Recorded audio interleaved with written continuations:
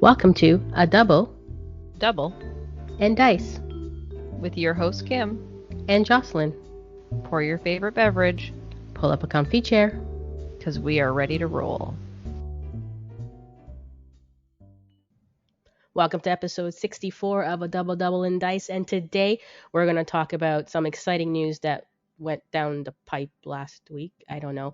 I don't remember when it came out. Rotation news, 2022, and we have some special guests that we're going to be talking about that. But before we get to it, we're going to dive into a very light dice bag first, and then we'll get into the fun stuff. Yeah, Dice Bag was pretty light this week, but that's okay. Lots of stuff going on, and there's been lots of chatter about the news we're about to talk about, so we're probably going to rehash a lot of things in this episode that other people have already talked about online or in other podcasts, but that's okay. We're all here. In the meantime, we had a little bit of feedback from episode 63, right, Kim? We did. So first off, we heard from... Pardon? No, it was about me. I forgot about this one. Oh, I wasn't going to go into that one yet. Okay. So first off, we heard from our friend Chris over at the Ministry of Dice. And I'm going to say, so first off, I'm going to preface this by saying Chris at the Ministry of Dice is a huge DC Comics fan. So DC Comics is his jam. As many of you who listen to this podcast know, comic book reading is not mine and Kim's forte. So I read a few comics every once in a while. Kim reads a little bit of stuff, as she's said before, that people give her, and then she reads it. So we have to do a lot of our research on the internet. And I think I mentioned this in the episode that researching Lois Lane was very challenging and DC Comics was very challenging. So I picked as the professor of comic books, in quotation marks, the Lois Lane that I could find the most information about, which was the New 52 area Lois Lane. And Chris, I think, was a little disappointed to hear that, because he said that after the New 52, there was a new version of DC Comics called Rebirth, because I guess you have to reinvent yourself every 5 minutes. And she had her own monthly title in that series, and she was a central character in the DCU. That's the DC universe, DC Comics universe, I guess, for years. And she even bosses around Batman. He said that she's a massive part of the event Leviathan crossover that was going on a couple years ago. She's the main character in a graphic novel that was considered second only to The Watchmen the year it came out. And the real Lois Lane lived in the 52 universe with Superman in hiding, wrote as Author X, and gave birth to Jonathan Kent. He provided his opinion on the New 52 series. We won't say that word on purpose. And he said almost all of it's been retconned. So I guess all of that stuff that we shared basically doesn't exist anymore. So apologies for that. He does say the damsel in distress Silver Age stuff, though, and included a puking emoji. So that, we can all agree on.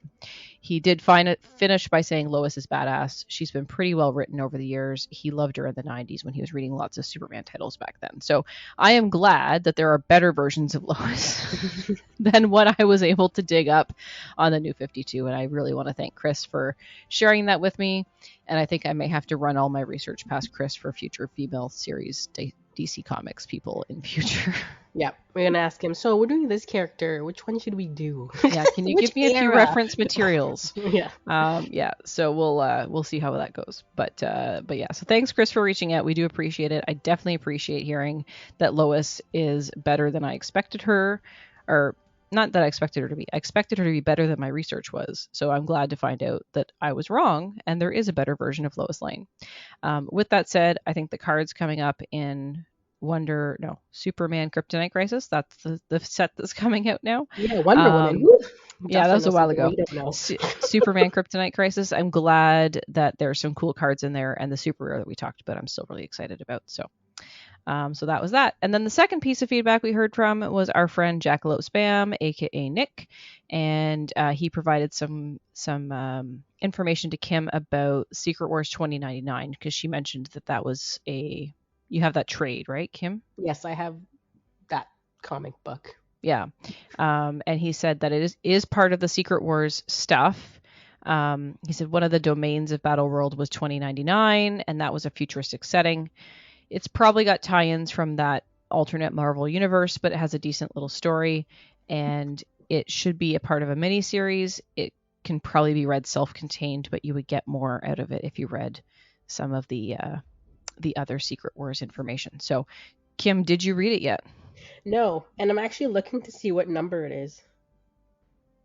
Like, How's is that it going? 1, 2, 3, 4, 5? You know what I mean? And I'm looking, and It's I don't probably the see it. trade, but it might say on the back, like, or on the inside cover, like, this collects issues, blah blah blah. Yeah, it says that collecting Secret Wars 1 to 5, but I don't think this is all 1 to 5. Yeah, it probably is. Comic books are small. Maybe. They're small. So, Who anyway, knows? so Kim, as the teacher, as you call me, I would like you to assign you some homework for our next episode. I have to have this read, don't I? You do. But Alright. unlike the assignment I gave Nick, which I didn't tell him about, you at least heard about it. So, Yes, I'm actually really curious. I don't know what number this is. It's actually driving me a little nuts. well, that's too bad because we have to move on to the next part of our episode, Kim. Yeah, I know. Maybe it is all 5. Who knows? It probably is, but we can figure that out later. In the Yeah. meantime, Kim, what are we talking about today? Oh, rotation. Yeah, what's a rotation? We're rotating around the sun, right? We're rotating around the world in All a rocket 300 ship. I don't yeah. know. No. Yeah, this Dice rocket Masters ship we call rotation. Earth. Dice Masters Rotation 2022 was announced. It's very exciting. So we brought some friends along with us to talk about it, didn't we, Kim? We did. Who did we bring? Hope Do they want to Summers. say hi? They're like, yes, Hope Summers is here, folks. We actually got Hope Summers. Thanks to, Jourdo, who reached out to Hope. And we got Hope Summers on the... Are you there, Hope? I am here. Was Hope still muted? Hope was muted, yes. I guess so. We just Hope talked was about this before and said, remember, we've been living in a virtual world for 2 years. Remember to unmute yourself. I don't Zoom. I guess you don't in your profession, Hope Summers, No. as a superhero. There's probably not a lot of Zooming happening. Not a lot, no. Not a lot, no. And in addition to Hope Summers, we brought along the ever-popular CCM Quadruple 7, also known as Laurier. Hello there. Abandon all hope, all ye who enter here. Oh, I wouldn't say That that. should be the title of this podcast. No, I'm excited about this rotation. Well, I didn't say abandon all hope. I just meant all hope summers. Well, yeah, but I've been advocating for how long, Kim? I had that hashtag going. It didn't pick for a up. pretty long Ban time. Hope. Ban Yeah. Hope.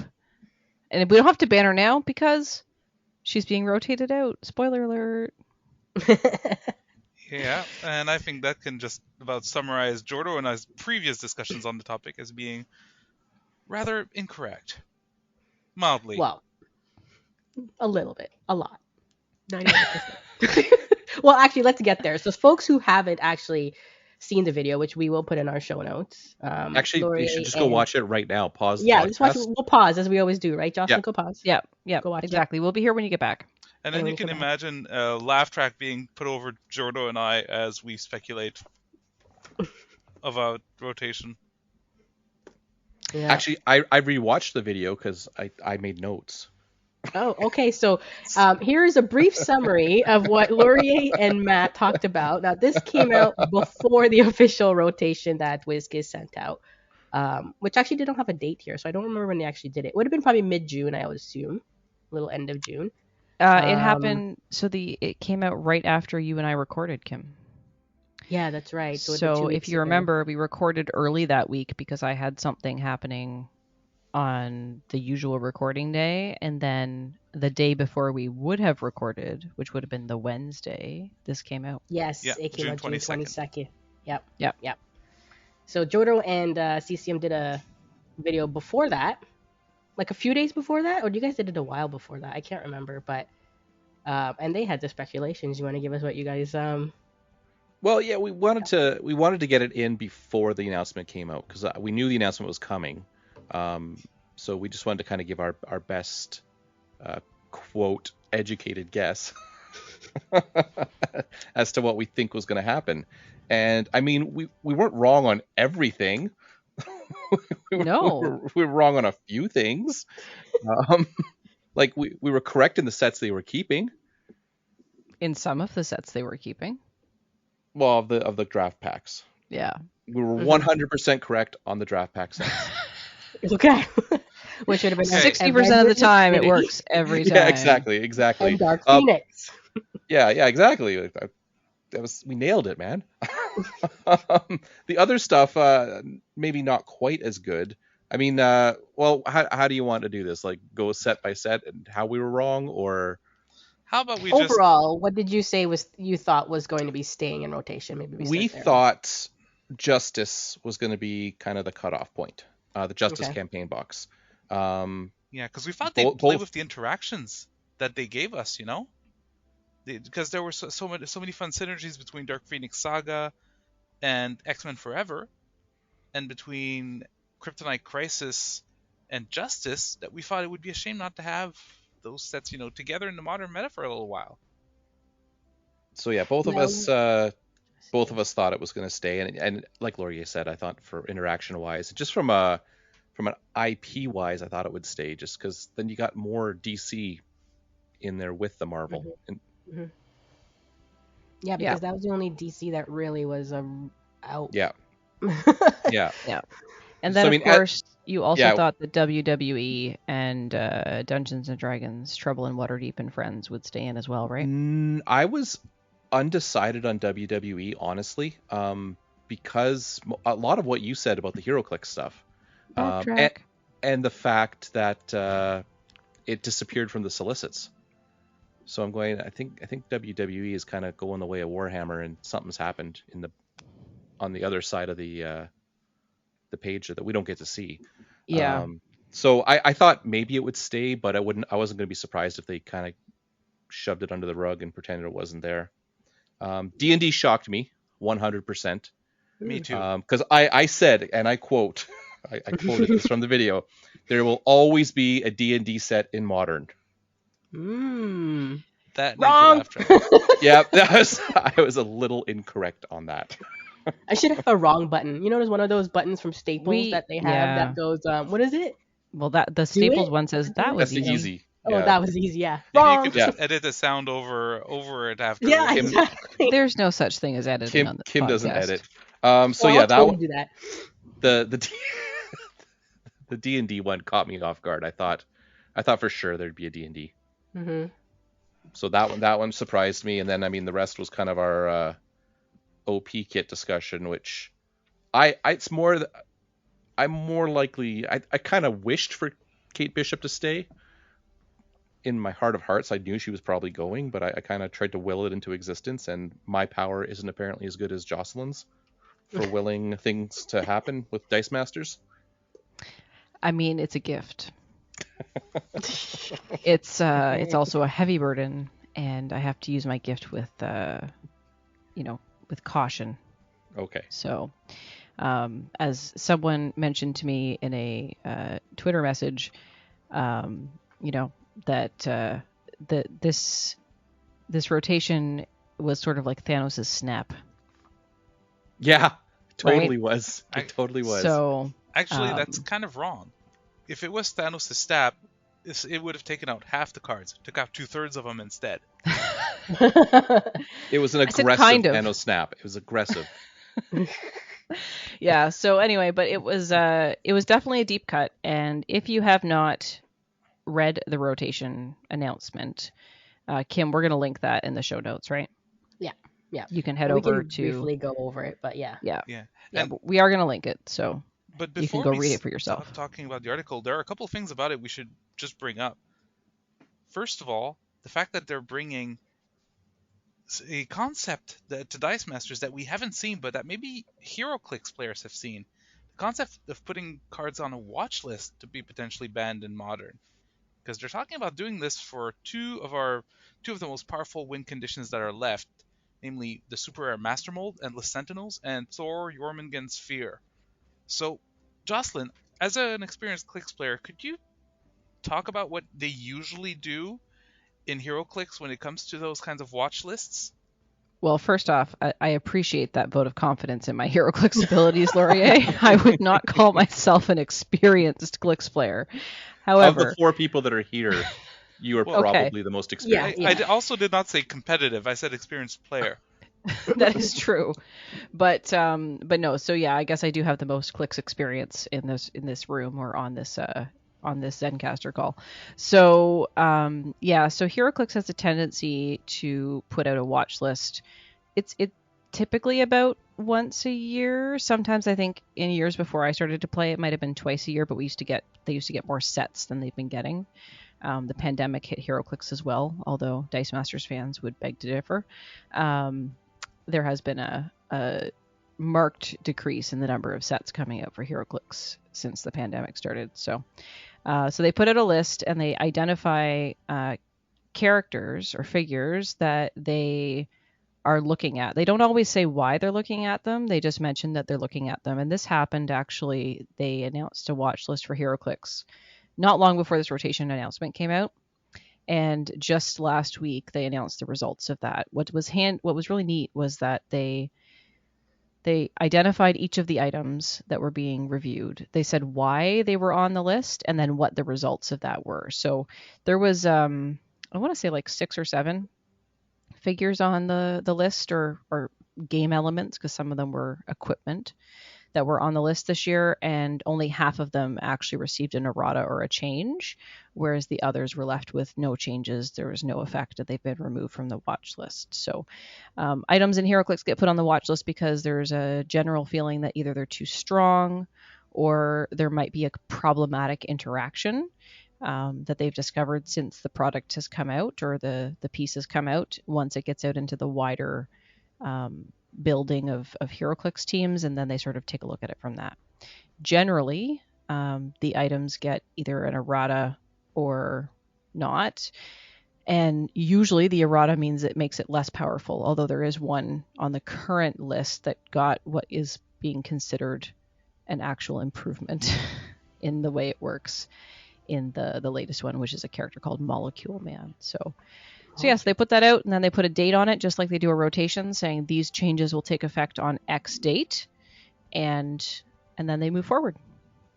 But have these Clix things been like played in tournament play yet, or is just that they get these things from people complaining, or there haven't been any, let's call it Wizkids official events. There will be something coming up at Gen Con. Gen Con will be holding the US Nationals for HeroClix. But there are, I'm going to say, competitive level HeroClix events happening around the USA in particular. And they also work with The Rock, and The Rock has got some affiliation with Wizkids. That's the ROC. And they've been running some events, and I think the results of that have lent to Wizkids' decisions there. Also, there's a plethora of HeroClix podcasts for the competitive player. So there's lots of chatter on those about some of these figures being too strong or the interactions that are challenging, or HeroClix players, very much like Dice Masters players, do sometimes have differing opinions of the wording of effects.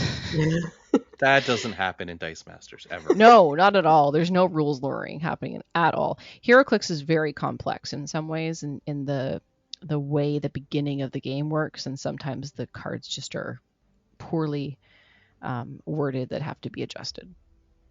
So anyway, it's just, just like anything, mistakes happen, typos happen, an interaction wasn't thought of. So I'm going to give you an example.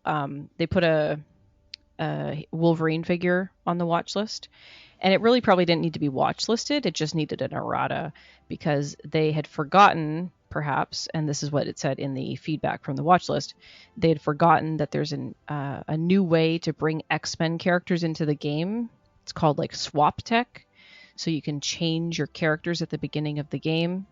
But because of the way the beginning of the game works, it's very much like the attack step in Dice Masters. It has to happen in a very specific order.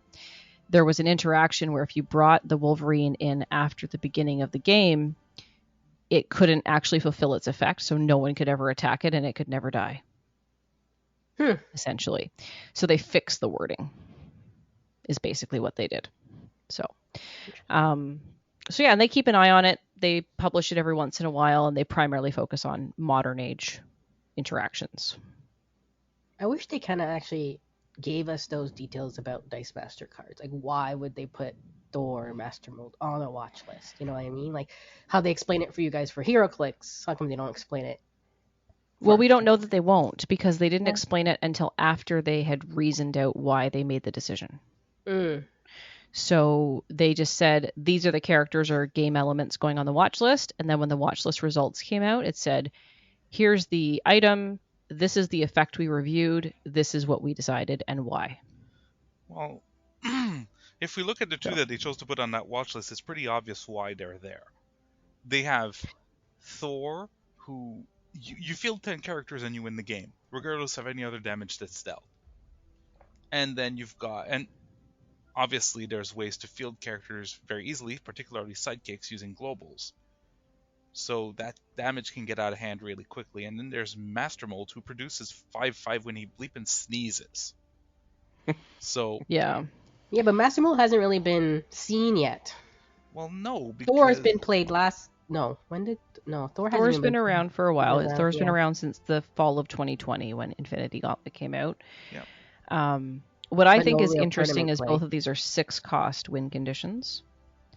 And with this modern rotation that we're about to undertake on July 29th, when it officially becomes law, for lack of a better term, ramp is going to be a problem. Yep. To a degree. I actually studied it a bit, and it's not going to be that bad. So I guess that's a good But it's segue not to as talk easy about as the it new has modern. been. I guess it's a good segue to go from talking about the watch list to maybe talking about this new modern. And 6 costs are not going to be that hard to get to. It's going to be harder, but what it means is that instead of having a 6 cost that's fielded on turn 3, which we've been sometimes seeing, you're going to be seeing 6 costs being purchased on turn 3 and fielded on turn 4. But you're going to see teams actually go out of their way to get there. So it's not unreasonable for someone to be able to just set up their ramp, buy their Master Mold or their Thor turn 3, then turn 4 start to wreck face. That's going to start happening. So and even the 7 costs, which one in particular from the new set, which I will not name, is like there's a 7 cost win condition that we're gonna get that's gonna be pretty nuts. It's gonna be doable. Does he wear a red suit? He may. He may. All right, spoiler alert. Just say the name. Barry Allen, say the the name. Rare, There you go. aka Barty Allen. Barty, what a name. Hey, I think Peter's the one that came up with it first, Peter Van de Velde, so full credit to him. Yeah, we're just going to say this right here. We are not on board with nicknaming cards on this podcast. Oh, I'm all about the nicknames. Why not? Oh, I know. I know that you folks are all about the nicknames, but we are all about proper names and what cards do. Okay, well, the Rare Barry Allen is essentially the return of the old school Half-Elf Bard, except worse. But he's on a 7 cost. And Yeah, what was he the was Bard when he was out there? Oh, essentially, whenever you'd attack with the Bard, every attacking character die would get buffed by +1/+1 for each other different character die that was attacking. So you'd end up, let's say that you attacked with a Bard, 2 sidekicks, and a Constantine. Well, all your attacking characters would get +2. Okay, Now and with- what was the the cost exact on that same. card, though? It wasn't a 7 4. cost. It was a No. 4 A cost. 4 cost, yeah. So it was everywhere. Because it was So it's a little easy more to fill in. balanced at a 7 cost. Absolutely. Except that this time they changed the wording so that instead he's getting +1/+. Every attacking character you get gets +1/+1 for every other die that's attacking. So you can attack with 4 sidekicks and Barry Allen, and everything gets +4/+4, which is a little ludicrous. I can speak from draft experience. It gets out of hand fast. Yeah. Yeah, I could see that. But you know, I think it's definitely, to your point, Laurier, it's not going to be as easy to get a 6 cost reliably. But it's going to be quickly. doable. It's gonna be Oh, yeah. doable, It's but going it's to be gonna doable, but it's going to hit yeah. the field turn 4 instead of turn 3. So there will Yeah. be time to establish which counters. is fine. That's good. I mean, I think that's healthy for the game. Yeah. I Well, you don't have agree. a Becky to bring it over, so maybe you'll take turn 6, 7. No, but even without without like Becky, you can still, with good bag fixing, have it hit the field turn 4. Yeah. It's just gonna be a different. It's I think the biggest thing about this new modern, which I'm excited for, just putting that out there. I'm super excited about these changes, and let's just fully explain exactly what it is. So, Dice Masters, Avengers Infinity Gauntlet, Dark Phoenix Saga, and then when it comes out, Superman Kryptonite Crisis. And Which it should be by the time this podcast is out. It should be. You Yeah, know? it's already in the UK. And the OP kits related to those. So you've got the Slingers, which was the play at home kit that you could order directly from Wizkids. You have the Hellfire Gala kit that came out with Dark Phoenix Saga, if you've been able to get your hands on any. And then that's it. That's all that Modern's going to include. So all of those sets that we talked about at the beginning that that Matt and Laurier chatted about in the video, all the non-collectible product that is currently Modern is going away. So all the reliable ways that people have been using since 2019 with things like Kree Captain Global, Clayface Global, like all of those things. So Clayface that allowed you to bring a die in on any energy face from your use pile, or Kree Captain Global Two Fist to reduce the cost of a purchase die by 3, things like that. All that stuff is gone. So ramping and bag management is going to change in the new Modern. And we're going to have a lot less cards to do it with. So Yeah, that's right. We're going to have around 460 some cards in the new Modern, compared to what was over 1,000 in the actual current Modern card pool.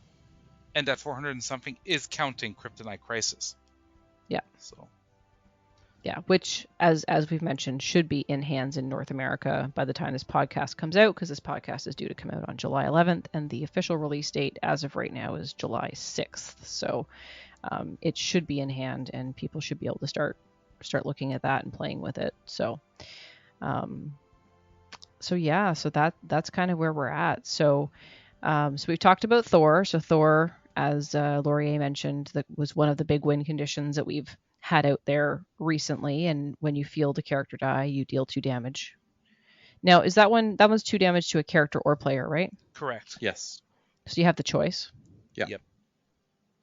And then you have Master Mold Endless Sentinels, which when you field, when you attack, or when he's KO'd, he generates a 5/5 Sentinel token. Yep. So if you're willing to sacrifice him with a KO, such as a Dark Phoenix Bolt, you can make 3 5/5 Sentinels in a single turn. Mm-hmm. Right? Correct. Because your opponent is not going to choose to KO that. No, if they no, can generally avoid it. not. They're either going to eat the damage, or they're going to like chump block it with a sidekick. I mean, but here's the thing with like that. I'm not as, and maybe I've been wrong before. I'll be wrong again. But I'm not as worried about those because like Wonder Woman exists. Sorry, Kim, spoilers. I what- actually saw that one. It's okay. What does Wonder Woman do? Because we like to explain things. Wonder on this podcast. Woman. Oh, what's the exact wording? Basically, it shuts down 2/3 of. I the got Sentinel. it here. If you want me to read it. Read it, Kim. Yeah, go All right. for it. It's the super rare, right? Yes. Legendary. Okay. When fielded, spin target character die to an energy face. You may deal 2 damage to target character die. While Wonder Woman is active, target opposing when fielded and when attack abilities. It's ignore opposing when Ignore fielded opposing, and when attacks. when fielded and when attack abilities. And For 6 cost. on top of that, you get to pay a mask and change the target Yeah. of an action die, the target's character die, to the character die of your choice. That is one funny wording, but That's a global, right? Yeah, that's a global, yeah. but I mean, there's basically there's a character that directly counters Master Mold right now, which is pretty good. Yeah, it's a super rare, but still it exists. It Well, also Master counters Mold's a super Barry rare. Allen. Yeah, Don't forget, it counters Barry Allen. yeah, but I mean, there's a counter to it, which is Well, and there's a counter to Thor. It doesn't yes, eliminate both damage, but either the uncommon Mystique from Dark Phoenix Saga mm-hmm. has a partial reprint of the Black Widow text, which says that while active, your opponent's, I'm doing this from memory, your opponent's one character abilities will reduce to 1, and remember that she can be targeted by global abilities, but that's rotated out now. Yeah, Well, the one that we get with Mystique just says that, well, one of her abilities anyway, that opposing character abilities deal 1 less damage, essentially. Mm-hmm. And yeah, I've got it here. So while she's active, reduce damage from opposing character abilities by 1. And then she has, when she's KO'd, you may move a Brotherhood of Mutants die with a purchase cost of 4 or more from your use pile to your prep area. Yeah, but even though Mystique doesn't fully counter, there is another card that can complement her, and you spoiled that card yourselves. And that's the Super Lois Lane. Yeah. Because that global on Lois Lane, you can pay a shield to prevent a damage to target character or player. So let me break this down real quick. If an opponent has Thor on the board and you've got Mystique, well, what's going to be Thor's first reflex? Okay, I want to deal 1 damage to that Mystique, get her off the board, and start wrecking face. Well, I can pay a shield and prevent that 1 damage that Thor is going to deal. So, between Mystique and Lois Lane, you can shut down Thor's damage entirely if you keep a couple spare shields, which, hey, if I'm not using them to prevent damage, I might use them to use the Rare Sinister Global, or another ability like that. Yeah, so that's why I think that there probably won't be any changes to these 2 cards that are watch listed, because there are direct counters that are readily available. I agree. I'll be shocked if something happens to those cards. Yeah, and there's a counter to the Master Mold as well, but because of spoilers, I don't know if you want me to get into that. Go ahead. Okay. It's All right. okay. Well, yeah, because the set will be out by the time this is being listened to. But the rare Bat Signal, which is not a full counter, to be clear, but it's enough of a pain in the neck that it might actually be a problem. So okay, Bat Signal, rare one you said. Yes, which is Super Carbon Arc Filaments, and I just want you to read the global. Oh, just the global. Pay a mask, reroll Just target and villain character die. Yeah, so pay a mask. Kind of crazy. Reroll Master Mold, which you get to do before the attack step, so before when attacks triggers can happen. Yep. In other words, sure, they're going to field the 1/5/5, but if the reroll is successful and they land on shields, well, all of a sudden, Master Mold's on energy and you're not seeing him for a little while. So that's a very interesting counter to use against Master Mold. It doesn't fully shut it down, and a clever player will find ways to play around that. But still, it's interesting that they built in a counter against Master Mold on the very next set. Mm-hmm. And it doesn't just stop Master Mold, by the way. That global is going to impact other cards. Mm-hmm. Any other villains? Yes. So it's gonna be interesting. This is gonna be a brand new world. And speaking of it being a brand new world, may I address what's for some players like me is a bit of an elephant in the room. It's all yours. We're losing static field. And that's not an elephant. That is a flat out challenge. Yeah, we are losing any effect that would allow you to remove an attacker from the attack zone. Now, people are thinking, oh, but yeah, those effects can be shut down with the Doom Caliber Knight Global anyway, which is on Gladiator, where you can pay a fist and essentially make it so your characters can't be targeted. So what's the point? Well, I might want to use that global on my own characters if I'm running a control build, so I can keep them on the board.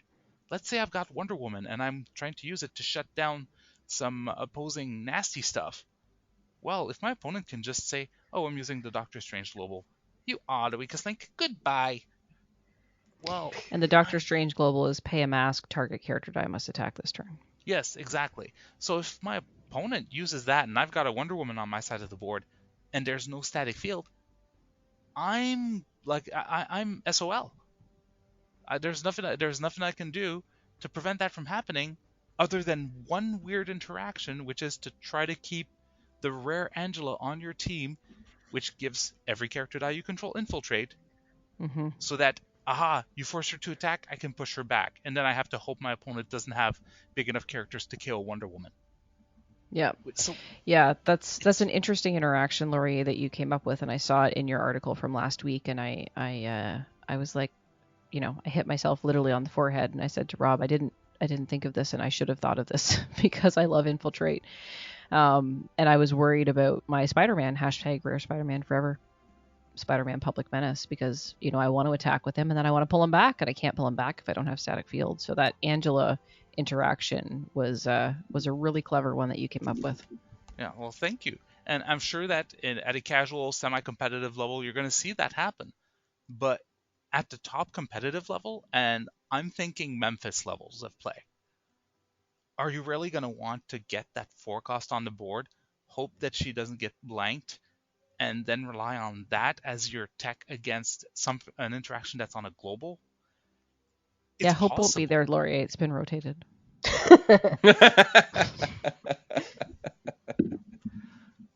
Okay, I'm sorry, I had to. of course you did. But yeah, I mean, you can see where I'm going with No, this, though. no, I It's can see where you're going with it for sure, because it's an extra forecast. Like, not having the ability to remove an attacker from the field zone until Secret Wars comes out, because what the only full basic action I think that we've seen so far is a reprint of Distraction, which is which includes the huge. global. Yeah, which includes the same global static field has, which allows you to pay a mask, remove an attacker from the attack zone. And that's Yeah. fantastic. That will allow for some balance between control and aggressive teams. But until that's out, we're going to see a very punchy meta, I suspect. There's some tech you can use. There's lots of good control pieces, but they're wild actives. How do you keep them on the board? Are we really going to see everyone try to run Rare Angela? I mean, I wouldn't mind that too much, but I don't think that's where a lot of teams are going to go. Yeah, and I think that you're right, Laurie. I think we are going to see a bit more of a like combat focused meta, because of the fact that folks don't have a way to keep people in the field, and there's a lot of force attack levels. Mm-hmm. That's extremely right. We've true. got it on Slingers, we've got it on Doctor Strange, and I think it's somewhere else too, isn't it? Vulcan. Vulcan. Yeah. Yeah, definitely Vulcan. Doom. Sorry, there's another spoiler. Go ahead. Doomsday. Doomsday from Kim's the like, I've upcoming just Kryptonite given up. Crisis. Yeah. Anyway, I'm hoping I'll Laurie see is these like, cards. I'm gonna try not to be too by the spoilery. end of the week. Hopefully, you'll see these cards. Sorry. No, it's okay. No, it's she said you can do it. It's okay. But yeah, so just saying though, we are seeing it on every energy type except shield, literally. 4 shields. They're getting old. Well, having an attacking shield thing kind of feels weird. Well, tell that to Master Mold. No, but I mean, like, from a global perspective, right? Fair. The Sentinel tokens don't have a energy type. No. Yeah. So, but yeah, so there's definitely going to be something a little bit more combat focused. But I think another thing that we need to consider when we think about combat focused teams, and what folks are going to need to consider as well, is that rare Dark Phoenix. Oh man, I'm conflicted about that one. I mean, I was conflicted. This is Dark Phoenix. This is Overwhelming Dark Power, Phoenix. I think. Is that what it's called? Destructive Force. Destructive Force. Oh, Destructive Force. Thank you. Yeah. What did I say? Rare, right? You said dark. Yes. Yeah, I said rare, but for some reason I started looking for a red stripe in the team builder. Destructive Force, yes. So it's a 7-cost bolt. It's a villain, and it says when an opposing character die damages Dark Phoenix, she deals that much damage to each opponent. And of course, she has the built-in cost reduction global. Pay a bolt and KO one of your character dice. The next die you purchase this turn costs 2 less, which you can stack. Yeah, but that rare, I've been conflicted about it since the launch of the set. I've added it to the essentials list because there's ways to make it work, but the fact that your opponent can just KO their own stuff with the global that's on the card you're relying on, it's anti-synergy. Because let's say I attack with Dark Phoenix, you block with Spider-Man. You then KO your own Spider-Man. My Dark Phoenix is still blocked, but it doesn't take damage, so its ability doesn't trigger. So you need or a way you roll it out with around the bat signal too now. What's that? Sorry. Oh yeah. Or That too. That yeah. doesn't help. I mean, I guess if I had Dark Phoenix active and used what is not being rotated, namely the Arch Nemesis basic action, I could use that to damage my Dark Phoenix and deal you a lot of damage, but it doesn't feel right.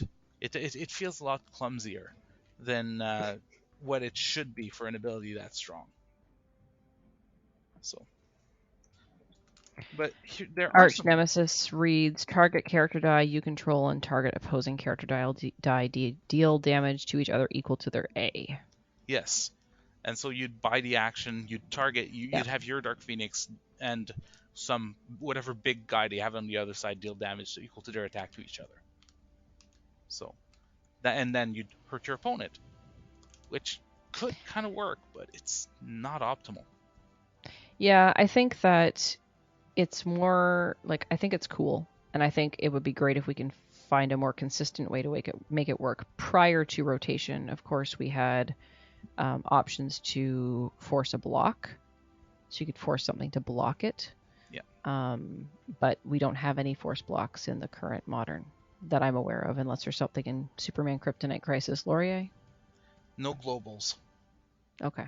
And I'd need to review everything else to see if there's any effects like it. Wait, but there's like no blocking globals. No. No. So it makes it a little Yeah. bit less consistent. So there are ways to work around it. But I do think it's interesting, and I think that it will create interesting team builds. People might put it on there as a deterrent. And people might also build teams that have multiple win conditions. Oh, that's a given. There are some win conditions that work together still. I mean, even without going into spoilers, I can mention, hey, you want to build a frontline team? Well, gee, isn't a Thor discount a practical thing to have? And both win conditions like to rely on fielding sidekicks. So that's some natural synergy with two win conditions that you have to counter very differently. I mean, that's the kind of team building where you have two natural win conditions that can fit perfectly well together. Yeah. Yeah. So there's some interesting stuff coming, and we're gonna have to. It's like a whole new Dice Masters game, isn't it? Yeah. Dice Yes, Masters different. 2.0. Oh my goodness. It's not Dice Masters 2.0. It's not. The The new game world. doesn't. Dice Masters the new world. It's the new 52. Dice They'll all be Masters retconned. Rebirth. Yeah, there you go. Dice Masters 2 it's- Electric Boogaloo. It's not going to materially change how the game is played, but it No. is going to change how we approach our team building and our. I'm excited gameplay. for that. Like I like Yeah. I like the challenges, and this definitely does provide challenges. I hope it doesn't create a bunch of copycat teams. Like, The internet creates a lot of copycat teams. well, it does, but I mean, like, maybe that one team rises to the top, and then everyone plays it.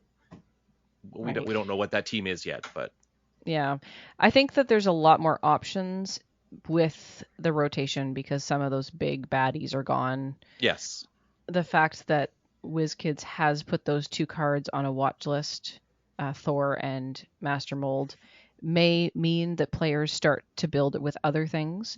Also, Lori, I know you alluded to the fact that there are some ways to still consistently ramp and get a big win condition out on turn 4, but it's not going to be as easy as it has been. So people might reach for the lower cost stuff. That's true. And in fact, when you're talking about putting two win conditions on a team, if a team likes damaging people with Thor, well, they may also throw in the 4-cost super rare Jubilee. That, instead of dealing 2 damage to one target, deals 1 damage to your opponent and 1 damage to a character. And what monster would do that? Well, I've already done that, FYI. oh my goodness. But I'm sorry. one thing that's interesting, I haven't done. Sorry. I haven't done it since the rotation was announced, so I haven't quite figured out my ramp and churn engine for that. But I have put Thor and Jubilee on the teams together, and as soon as I pulled the Jubilee, quite frankly, that was the first thing I thought of was I want to put this on a team with Thor. Yeah, well, you know what's one thing though about this rotation that's interesting is it's forcing me to rethink some cards that we've seen in Infinity Gauntlet and in Dark Phoenix Saga. Because, I mean, I maintain the Essentials list, and there are some cards that are there right now. There's one card there that is now going to be completely obsolete and that I should remove.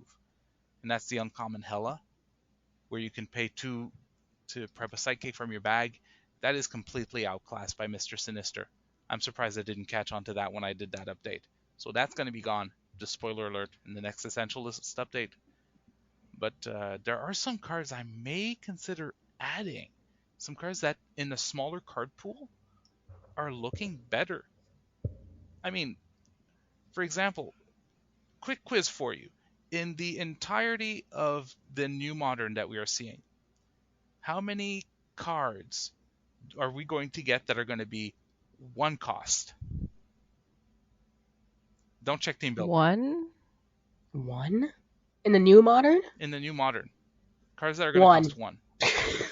Just the Harley Quinn, isn't it? 1. There's Yeah. one more that we already have. Pizza. Oh, forgot pizza. about that Yeah. one. Pizza. So is pizza Pizza's gonna... a basic action. Yeah. Is it gonna be worth considering as the only other 1 cost in Modern? I'm just throwing the question out there. I'm not answering it, but I'm just giving you an idea of the level of the level of stuff that's happening right now, and it's forcing me to think, and forcing me to maybe reconsider some things that I had in mind previously. That's an interesting thing that you bring up, Laurier. Has anyone ever played pizza on a team? Yes, Reg loves it. On Mm. his, I may have used it for what's his name? Corvus Cornus? Glaive. Corvus. Corvus Yeah. Glaive? Cornus. But other than that, no, I never usually use it. Oh. I had never used pizza before the preview draft in Memphis, which in 2019, which some folks may remember was the discovery of #Rare Spider-Man Forever. Thanks, Ben, for passing me that card. And I put pizza on that team, and it actually lost me the game. Wow.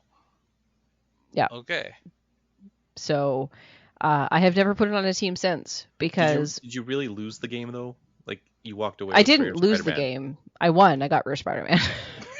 But then I gave it to you, Matt, so you Yes. have it. Because you got me into that preview draft with your extra raffle ticket. So it all worked out in the end. But yeah, the actual physical game, I lost that game because Ben was able to use my pizza against me.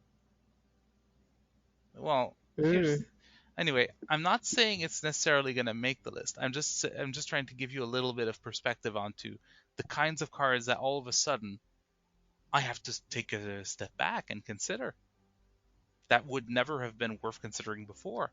Or another There you go. example. You heard it here first though. What's that, sorry? Pizza's the new meta. You heard it here. Oh my gosh.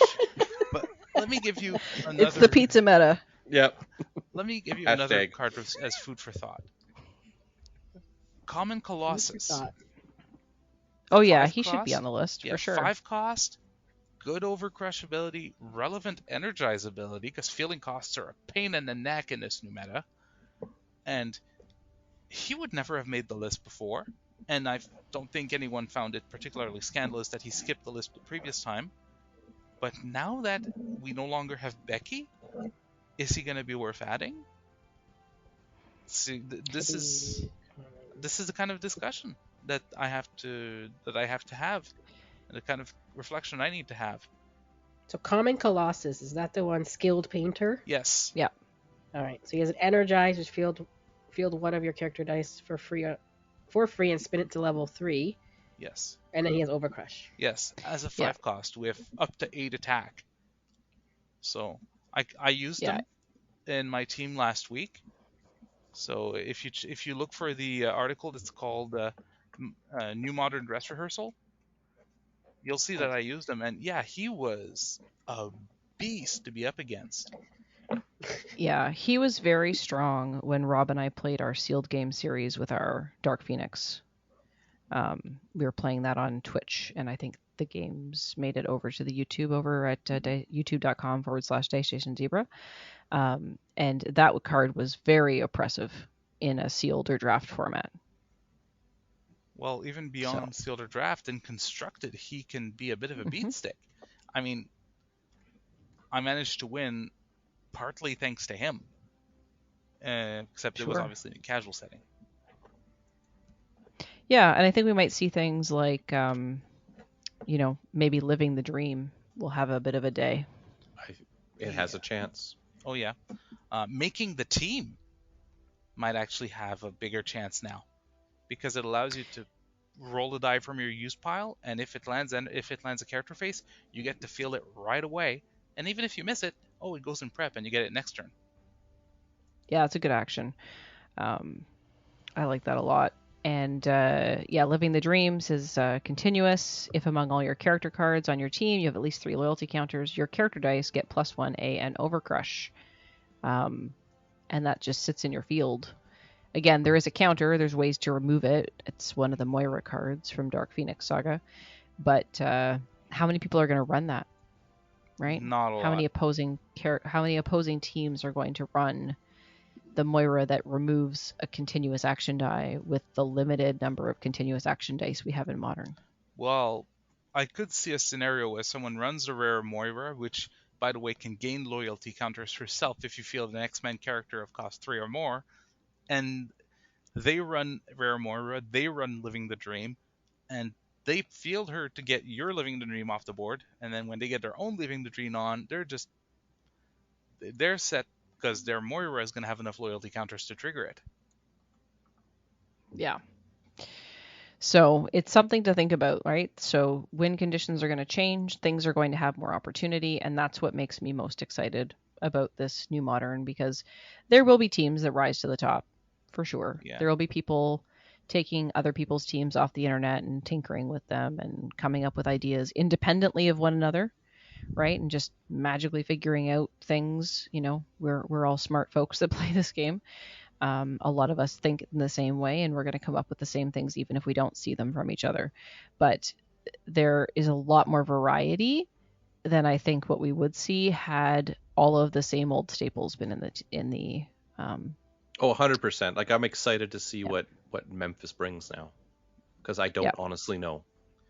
I mean, I don't honestly know either what Memphis would bring either, but I will respectfully disagree on the variety. I don't know if you all noticed, but when we were doing the latest 2-team takedown, the all-out 2-team takedown, that meta, the top meta was really, really varied and really hard to pin down. Because what is it that was the most played? You had Clayface Sinister combos, you had Becky, you had Godcatcher, you had Master Mold, you had Frontline, you had so many different things. And by the way, I ultimately won with one Godcatcher team and one Hope Colossus team. And that was some of many top win conditions that you could see at the top. So I don't think the meta was as predictable as it looked in the old meta. I do agree we're going to see a lot of variety this time, but I don't think the old meta was that stale, for lack of a better word. I think that if you're using the 2-team takedown as your reference point, the challenging piece to that is that you have to build 2 teams that are completely independent of one another and can't share cards. Yeah. So that in and of itself is going to lend more variety to your win conditions. If you were only building one team, would you have seen so much variety, is the question. And that's a good question, and that's a fair point. I'm just saying we didn't have the evidence to say that the meta had been solved yet. Oh, no, I don't think the meta had been solved, but I do think that there were, a handful of sort of key pieces that folks were gravitating to because they were tried and tested. That's fair. And perhaps didn't have great counters. True, and the big win conditions this time have much more defined counters. I hope I'm going to pull that Wonder Woman, because she's going to be a counter to so many darn things. I wonder how much play she's going to see, though. Like, is this going to be Uncommon Angela all over again from Infinity Gauntlet? No, where everyone I think expected her to be played because she countered the when fieldeds? And she's still No, this one's going to be bigger. Play. She's still saw play and she still sees play, though. But here's the thing. Wonder Woman is control and a removal engine, and a relevant global all in one. Mm-hmm. So, Where have we heard that before? Yeah, do I need to go there? I think she's not. Yeah, a we win have to say condition. it. It sounds a lot like a Becky Lynch global, a Becky Lynch card, just for the global, of course. Hey, in Ireland. yeah, we that's the one card I'm glad is gone. To be clear, that's the one card She I'm was a really 5 glad is cost. gone. I Miss know you, I Becky, ran. for the global. Yeah. Well, in the latest 2-team takedown, I legitimately ran her just for the global. Aha. Which I used to run her for the global, but also as Control. like fodder for Typhoid Marys or Draxes, because people would think that that's my win condition, because it's a win condition, and I wouldn't be planning to buy it. Yeah. Oh, I also kind of played mind games when we were preparing for the last 2-team takedown, because I legitimately called my team Becky's just there for the global, and it would trigger the bot, and then people would react, and that got a good laugh.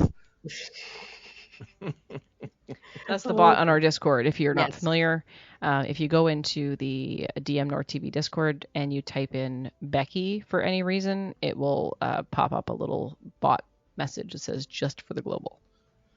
So Yes, and then the way we'd submit our teams for the 2-team takedown is you'd just click .submit, and you'd put your URL, which would include whatever name you gave the team. So because I'd call my team Becky's just there for the global, the URL for my team would disappear instantly, and then all that would be left would be this bot saying Becky just there for the global, right? Followed by CCM, your team has been Everybody submitted. knew. And then people would just look at me funny. It was funny. Yeah. Anyway, so I want my orbital strike card back. oh, I want it back. we need some janky stuff like that. Yes. Is there any janky stuff? I don't know. I haven't seen those. yes, yet, there but- is jank. There is crazy jank. The question Kim is, Jank. I don't know if there's Kim jank. I don't know if there's reroll your whole board and hope to roll character faces levels of jank. Unless you really want to play with. Anyway, I'm not going to spoil it. But there's going to be some jank. We will see when the cards are in our hands. Yep. So, Hope Summers, you've been pretty quiet over there. Well, Laurier had lots to say. I was letting him go. Do you have anything to add, Mr. Jourdo? Not really, no. I mean, I'm excited to see where we're going with the game. I'm excited to get new stuff again. And yeah, like I said, I can't wait to see what kind of rises to the top. Because, like I said, I have no idea. Yeah. And even if we do a new modern, well, by then, modern 2-team takedown will be very interesting to see what people bring. With all the different teams. Mm-hmm. Maybe we should wait That's- for Secret Wars to be out before we do a modern 2-team takedown, so we have a slightly bigger card pool. Because it's going to be a small card pool with only. That's the Narrow is challenge. good. Yeah. That's the best challenge. Make people play things they would never think to play, right? And with it being new, even better, right? Yeah, I think the more variety of stuff people get to play with, I think the opportunity to do things like draft events, that now that the world is opening up again, I think all of that sort of stuff is going to help people play with new cards and come up with new ideas and combos.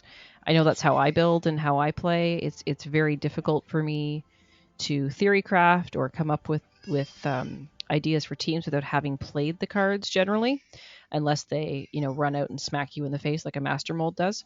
Mm-hmm. I think everybody knew that card was good from the moment it was spoiled way back whenever it was, a long time ago, 2019. But usually I have to play a card before I can sort of put it in its place in my head. That's just the type of player that I am. So the more opportunities I have to play with the cards, the better my team building gets, and the more excited I get for this new Modern, which on July 29th people just call Modern, and as of right now, I just call the only dice that I'm playing with. I'm gonna have to go back and change so many weekly Dice Arena themes I have coming up now. I gotta say, oh well, this modern's now this modern. It's not that modern. Current Modern, new know, Modern. Can I just have my pre-modern? Pre-modern. Pre-modern. Before we, I'm gonna start naming things Pre-postmodern pre-modern. juice box. There's golden and there's pre-modern and there's modern. And there's silver, Or which is not an official format. seeing as currently modern is that big card pool, maybe we should just refer to the other one as postmodern. Yeah. Anyway, whatever. With all of this, though, there is one thing I want to say that makes me sad about this new modern, is that there's one card that could have been really good in this new meta, but we'll never get to see it. Rip Starro. Oh, I'll play the violin. Yeah. Super rare Starro. Yes. That is sad. So, for a bit of context for people who haven't been following this, like our blog and stuff, there's one card that we got to spoil for Kryptonite Crisis, and it's Starro. So the character Starro from DC, and we got to spoil every rarity of him, which was common, Yes. uncommon, rare, and super rare. But unfortunately, it seems that the spoilers we were provided did not reflect the final product, as Wizkids recently confirmed, apparently to some sources, that that Starro will not be in the final set. Which The super rare Starro. the super rare Starro only. That's true. Yes, the other rarities are still there, and he still looks like a lot of fun.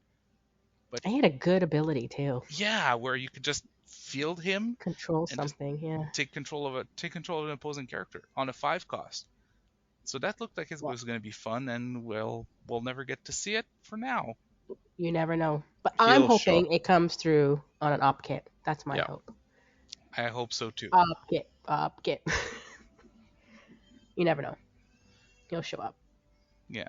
Somewhere. Still though. Multiply. In the meantime, Rip Starro. Yeah. Does he hang out with Rip Thunderstone? Who's Rip Thunderstone? John doesn't listen to podcasts. The Ministry of Dice will get that. Yeah. Maybe Rip will write in the dice bag. That's answer. right. So yeah, no, for sure. It's sad, and it was pretty cool, and hopefully it will show up again. We know that happened before, right? There were cards that were spoiled for the Spider-Man, Spider-Verse campaign box, team pack, etc. that ended up in the play-at-home kit for Infinity Gauntlet. Specifically, so maybe. Yeah, specifically the Typhoid Mary and the basic action card called Slingers looks like it was probably that as well. Yeah. So. And we know the Spider-Man for sure. Oh yes, definitely. Because the Spider-Man Wallcrawler of Forest Hills was spoiled as a card from that set, and it showed up in the Slingers play-at-home kit for Infinity Gauntlet. So hopefully Starro will show up again sometime in future. Of course, we are not privy to all the behind-the-scenes reasons for these types of things, but there's some reason that we didn't get the Super Rare Starro, and who knows? Anything could happen. Never say never, right? Right. Never. We would never say never, ever. Never, ever. In the meantime, hopefully by the time that this podcast comes out, we'll have all our shiny new cards, and you will too. So, and then we'll get to enjoy those cards that are there. Again. Absolutely. Again, may you all pull Super Rare Wonder Womans. Well, I splurged. Usually I only ever gonna get one box. I got two. So, being a big DC fan, I went for splurge. Yeah, DC, I'm all in. And maybe if we do a draft, there could be some more coming. So. Yeah, there'll probably be local drafts, Kim, based on the supply permitting. Mm-hmm. So, but I think there's enough order in, so as long as the supply arrives, then we should be able to do that locally. So yeah, drafting cards, playing in person. What is this world coming to? Yeah, that's going to be... I mean, unfortunately, we can't do our draft this week. Even if we had the product on time, it wouldn't necessarily give us a lot of leeway to organize, set up the pricing, and then have everyone on board for it. So we're pushing it to the week after. Unfortunately, Jocelyn, you'll miss it. Our local draft here in Gatineau if you're in town. Yeah, that would have been nice if I could have been there. But yeah, getting it organized is sometimes a challenge. So I didn't expect that there would be a draft when we're there. But who knows? Maybe I will be there with a constructed team that you will get to write about in your blog post. Or maybe you could write your own blog post about your experience. Yeah, there you go. That is something that I could do. I haven't written an article in so long. So yeah, No, she's been Anyway. writing articles. She hasn't been writing about articles, but what she's played in so long. that's right. That is very true. I have not done a what have you played probably since Memphis 2019. Ever. That was a long time ago. All right. So any final thoughts on rotation? No. Again, I'm excited for it. I think this is going to be a very new player friendly way to get into the game for the competitive game. Mhm. Yeah, at first I was shocked. Now I'm excited. I think that echoes a lot of folks. Yeah. Now, if only Wizkids could announce the group rates for the hotel rooms in Memphis so we can actually make plans. If they do, I will do my best. Yeah, for sure. Hopefully that will be coming soon. At least we know that it is still top of mind to them, as they did put something out last week, letting everyone know that this is coming in the next few weeks. So it sounds like they're still putting things together behind the scenes. At least we have the dates for Memphis. Does anyone have those handy? September or something? September 15th through That was 18th. 18th. And it will combine U.S. Nationals and Worlds in the same weekend. Yeah. So 4 days of Dice Masters, and if you're so inclined, HeroClix in Memphis in September of 2022. And Attack Wing. I haven't seen an Attack Wing announcement. I have a feeling that competitive Attack Wing might no longer be a thing. But if it is out there, let us know. So, all right. Well, we want to thank our esteemed guests, Hope Summers, aka Jourdo, and Laurier, aka CCM Quadruple 7, for joining us today to chat rotation. And we are all very excited over here at dm-north.com about what is to come for Dice Masters in 2022 and for this new modern that officially takes effect on July 29th. So we would love to hear what you think about all of this. Are you still shocked? Have you moved into excitement as Jourdo has? Were you excited from the very beginning like me? Yay, cut it all. Deep cut. Were you Kim, who was just sad about Orbital Strike? Yeah. What's your favorite card that you won't have in this modern that you were hoping for? #ban hope. And let us know. So you can let us know in a whole bunch of places. You can send us an email at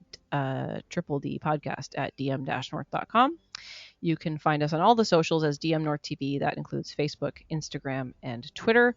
And you can also find us on youtube.com/dmNorthTV and twitch.tv/dmNorthTV. And until next time, on a double and dice.